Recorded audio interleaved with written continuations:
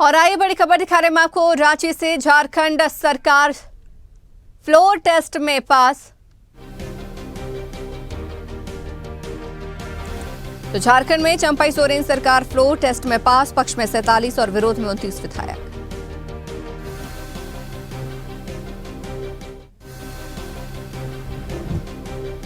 तो हेमंत सोरेन का इस दौरान बयान सामने आया। कहा कि लगता है मेरी गिरफ्तारी में राजभवन भी शामिल है।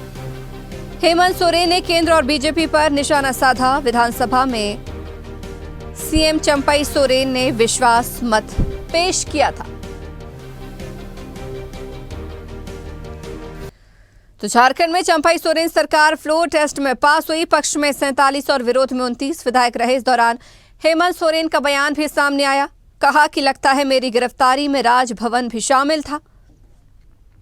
हेमंत सोरेन ने केंद्र और बीजेपी पर निशाना साधा। विधानसभा में सीएम चंपाई सोरेन ने विश्वास मत पेश किया था। और इस खबर पर ज्यादा जानकारी के लिए हमारे साथ हमारे सहयोगी धर्मेंद्र कुमार फोन लाइन पर जुड़ गए हैं। धर्मेंद्र, फ्लोर टेस्ट में चंपाई सरकार पास हो गई है। बिल्कुल, जो हुआ 47 वोट प्राप्त हुआ है और विरोध में 29 वोट। लेकिन पास तो हो गई सरकार की, लेकिन ये चंपाई सोरेन की ताज जो है कांटों भरा है, इसको नकारा नहीं जा सकता है। क्योंकि 2 दिन पूर्व से भी कई विधायक का बयान आ चुका था कि भाई हम लोग को जो होना चाहिए वो नहीं मिल पा रहा है, सरकार पर आरोप लगाया था।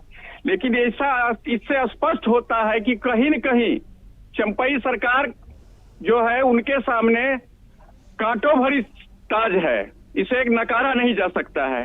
जबकि खुद मुख्यमंत्री सोरेन ने कहा था कि हमारे हेमंत सोरेन सब कुछ है और उनकी जो भी स्थिति हुई है वो जानबूझकर परेशान किया जा रहा है। ईडी पर भी आरोप लगाया था।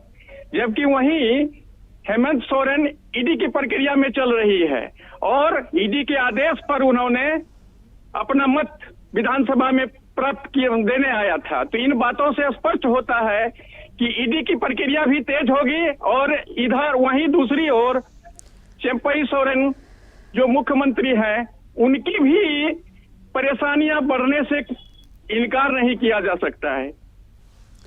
हाँ, लेकिन धर्मेंद्र, इस दौरान हमें हेमंत सोरेन का भी एक बयान सुनने को मिला है। वो भी यहाँ पर सदन में कहते हुए नजर आ रहे हैं कि लगता है कि मेरी गिरफ्तारी में राजभवन भी शामिल था। हाँ, उन्होंने बयान दिया, बयान देके चौंका दिए बात को। क्योंकि उनका सीधे रूप से राजभवन को टारगेट किया। उन्होंने टारगेट करके बताया कि मेरी गिरफ्तारी में राजभवन का के साथ साथ बड़े बड़े नेताओं की भी है। इन बातों से भी स्पष्ट होता है कि सारा खेल जो है सोरेन को पहले ही पता था। यही कारण है कि दिल्ली से ही सारी प्रक्रिया बनी और दिल्ली से आने के बाद रांची और दिल्ली के बीच में वो लापता हो गए। उनको जानकारी थी कि ईडी मुझे गिरफ्तार कर लेगी।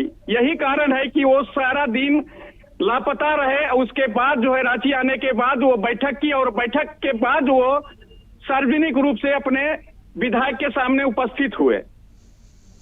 चलिए धर्मेंद्र, शुक्रिया जानकारी के लिए। अगर आपको हमारा वीडियो पसंद आया तो लाइक, शेयर, कमेंट, सब्सक्राइब करें। बेल आइकन का बटन दबाएं। हमारी वेबसाइट swadeshlive.com पर जाना ना भूलें।